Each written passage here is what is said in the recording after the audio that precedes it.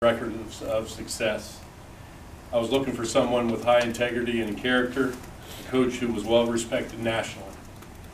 I also wanted a head coach who knew the region and who could take advantage of the strong wrestling community that we have here in West Virginia, Western PA, as well as the nearby states.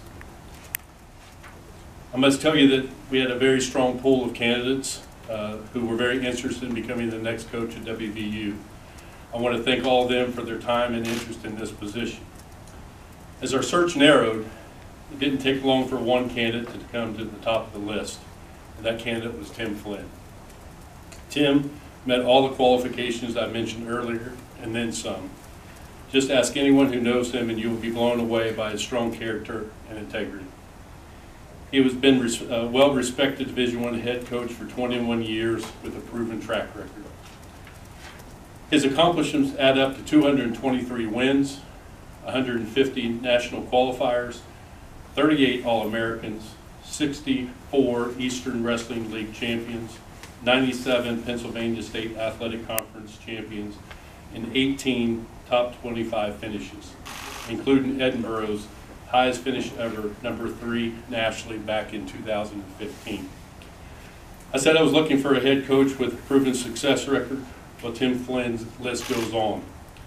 He has engineered 15 EWL championships, 17 Pennsylvania Athletic Conference championship, and earned a combined 20 Conference Coach of the Year awards and 1 National Coach of the Year honor. During his time at Edinburgh, he produced 3 national champions and 8 national runner-ups. When I talked about Tim with Edinburgh's athletic director, Bruce Baumgardner, who in his own legendary right was a wrestler and Olympian and had true success on the mat, we talked about Tim and the powerhouse program that he built at Edinburgh, and that certainly came up about what Tim did for that program. But the conversation turned quickly and the focus became back on how everybody talked about Tim and always quickly turned to the individual quality that Tim is and what he meant to the Edinburgh community. I know today that we have many people back in Edinburgh that are watching the stream of this, and I know it's a sad day for them. I know this because I've talked to many of them about this opportunity that Tim had to come to WVU. But let me assure all the Fighting Scots that your all-time winningest wrestling coach is in good hands. And finally, the deciding factor for me to hire Tim came when I found out that his career record against WVU. He's 15-5-2 against us. So you know the old saying goes, if you can't beat them, hire them. So, but all jokes aside, not only we're excited to have him as our 9th head wrestling coach here at WVU, but I'm honored to introduce him today to Mountaineer Nation. And yes, this is a home run hire. Please join me in welcoming Tim Flynn to West Virginia University.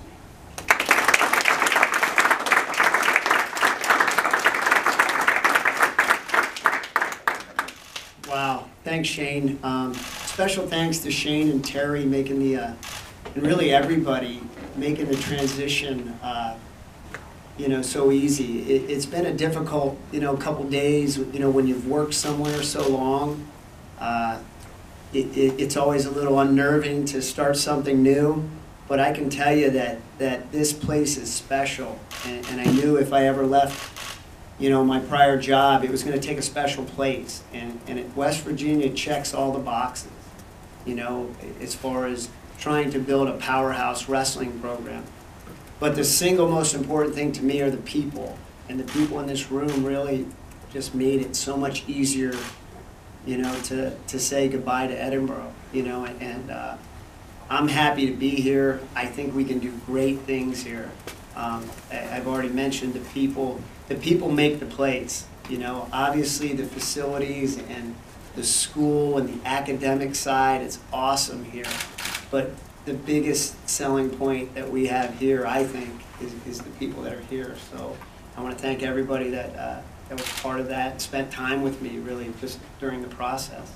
As far as looking forward, I'm excited. I mean, we're in the Big 12. We're in a great hotbed of wrestling. I think the sky's the limit. We just need to rally the troops. It's not a one-man show. I've got Cliff Moore decided to come with me, and Mitchell Port. You know, a lot of people ask me, you know, why did you want to bring them? You know, the same thing I've been saying. You know, when you have quality people around you, you know, you can do great things. And certainly any achievements we've had the last couple of years have been really because of these guys as well. So, you know, I'm so psyched that they're with me, and it gives me some comfort, you know, to see some familiar faces when you know, you look across the office. So, thanks for everything. I can't wait to get started. Like I said, I think the sky's the limit here, and you know, I keep getting all these texts. People are saying, "Wow, it looks weird you in that color," and you know, it's really day 2, and I'm like, I don't know, it feels pretty good already. So, yeah, I enjoy the blue and gold, so looks good. Questions for Coach Flynn? Coach, you were talking about West Virginia checking off all the boxes. Can you kind of go into some detail of what those boxes were? Sure, and it's so you know, it's my sheet. It's not like a national sheet. I think to be really successful in wrestling, you need a bigger school with in a Power 5 conference. You know, certainly that's one. You need the facilities. If any of you have been in our wrestling facility, it's just state of the art. It's, you know, top of the food chain. So those are 2 big boxes. I mean, the academic piece, there's so many majors to sell here. I think that's a big part of it. The alumni base is there. Certainly that we can, you know, go out and rally those guys. So, you know, those are a couple of the major ones. You're in a really good area, Pennsylvania. How do you sell West Virginia going up against Penn State and all the people you got to go up against? Well, first of all, you get them on campus. I mean, it's beautiful. You know, we went up to lunch last week, and it just looked out, and I was like, man, yeah, I think it was 70 degrees. It helped, or 75 degrees. One yesterday. Yeah, no, yesterday. I woke up in a bad dream. I was back, you know. Brought that eerie weather with you. Yeah, back in Edinburgh. But no, I think you get the kids on campus. How do you sell them? You sell them on your vision, on your goal, your excitement, your energy. You sell the guys you have around you. And you sell the people here. You know, I've already mentioned that a bunch of times, and I'm going to be selling it. It's, you know, Terry's walking us around to get cards and making sure we're comfortable, and I already feel bad about calling her so many times, but I think this place will sell itself once we get it up and running. How much have you had an opportunity to size up what you have here in terms of roster, wrestlers you have? You had an opportunity to look into that pretty closely, or? I have. Yeah. I have. Well, as soon as you look into any, you know, I started doing my homework. Yeah, I mean, obviously, you know, we always want to upgrade in all areas, but, you know, there's some good kids here that we can work with, and certainly recruiting down the road is you know, that's it for every sport. That's not wrestling. You got to get quality kids in here and high-level athletes. So, but I think we've got some good ones here to start.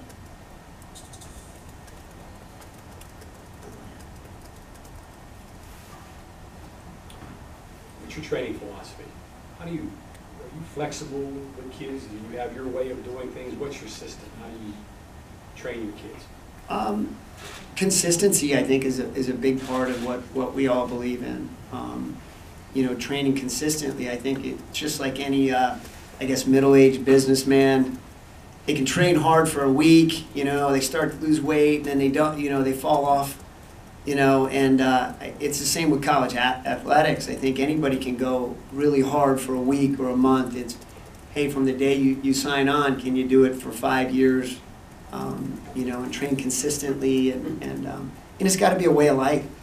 I think that's the biggest thing for us is wrestling has to be a way of life. The way you structure your eating, your sleeping, who your friends are. And it's a constant challenge for kids, and it's something that we have to keep reminding them of the lifestyle it takes to be successful. So, but I think that's a big part of our plan. Over the years, you had to have had some opportunities to leave Edinburgh. What set this opportunity apart? I keep saying it. The people, the facilities, the place itself feels comfortable. You know, I told someone a couple days ago, it feels like a small town at a bigger school. And I think that's special, you know, and I think that was a big part of it. Timing is everything. You know, I think the right opportunity, and I've had my eye, I won't say I was like, oh, wasn't pining for Coach Turnbull's job or anything, but I was like, wow, that would be a great place, you know, especially, you know, after we saw the facilities, you know, a while back. Adding to assistant coaches for you yesterday in Fort and Moore, how do you feel like you three are going to help with this WV wrestling program? What can they add along with you? Well, they're going to bring the same thing I bring, I hope, is you know, hard work, integrity, doing the right things the right way. But, you know, they each have their own skills and attributes. Certainly they're high-level wrestlers. You know, you have an NCAA champion from one of the most storied programs of Iowa. You know, so Cliff was a Big Ten champion. I think he was Big Ten, you know, a scholar athlete. Correct me if I'm wrong, Cliff. Yeah. So, but you know, so that's the kind of role model you want. And on top of it, he's the type of person I would want my son around. You know, so. Those are the kind of people that eventually will recruit the right people and attract the right people. So, and the same thing with Mitchell. I had the opportunity. Mitchell wrestled for my brother in high school. My brother was an assistant coach at Mitchell's high school, part-time. But so I've known about Mitchell for a long time, and obviously he wrestled for us. Again, 3-time All-American, 2-time NCAA finalist. You know, again, you talk about checking the boxes. He checks that box, but again, the biggest box for us is character and, you know, what type of man he is. And they both have that. So. What was it like as a young coach going against Greg Jones? You know, well, originally, it's interesting. You know, when Greg won his first national title, our guy was a returning national champion. So we were like, we got this, you know.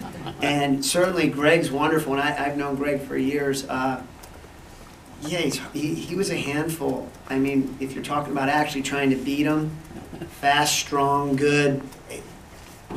Yeah, it's a handful is, I guess, the best word for him, but it was a challenge. Your colleagues, some of the people I talked to said, you've got everything you need right around here. You can pretty much fill your roster. You can get in your car and be home by dinner time and see everybody you need. Is that appealing to you? Oh, absolutely. I think that's a big part of any job is where, you know, where it's located, whether you're in athletics or not, you know, and the location, not just for your family. You know, I already love Morgantown, but for recruiting, I mean, we all know anyone who follows college wrestling, you know, the WPIAL, you know, Southwest Pennsylvania is just unbelievable. You know, and really we're not that far from like that Allentown area, and that's another big area in Cleveland. So you just, you know, you have a lot of hotbeds that you can, you know, get to in a pretty reasonable amount of time. Curious, I don't know if you can answer this. How were you able to do more with less in Edinburgh? We got lucky. I think whenever you're anywhere, you know, we're not going to sell West Virginia. I don't want to sell anything that we're not. You know, you tell people what you are and what you're about, and if that's what they want to buy, you know, you'll have a good chance of getting them. You know, I think when I was at Edinburgh, we sold them a small school, and kids that wanted a small school, you know, were attracted to it. But again, you always sell yourself, and you always sell what you're about and your vision. In your energy, and people want to be around people like them. So we're going to find more people that are excited about wrestling, excited about West Virginia University, and, you know, good things will happen if we stuff the room full of those people. Yeah, but 9.9 is different than, say, 6 or 5 that you were given. How were you able to work around that? You have a little less margin for error, you know, certainly. So, you know, and there's years there where we weren't as strong. You know, you have an injury, you know, you don't go from 9.9 to 8.9. If it's a full ride guy, you go from whatever, 6.5 or whatever you're giving out that year. So less margin for error, for sure. Coach, I mean, you were talking about the Big 12, and, I mean, obviously there's steps to be taken along the process to get up there with, you know, Oklahoma State, or, and then there's another step to be taken, you know, if you want to talk about Ohio State, Penn State, well, kind of talk about the steps that you want to take to help, you know, get the program up to those, you know, those spots. Yeah, there are steps. I mean, that's really well put. The first step is, you know, I always think of a project, you know, if the ship is going the wrong way, and I'm not saying it is, you've got to stop the ship, turn it around, and get it going the other way. So, you know, we've got to evaluate where we are in that. Are we going the wrong way? Are we just going the right way slowly? We, you know, the first goal is to start to get some people in here that can compete for NCAA championship.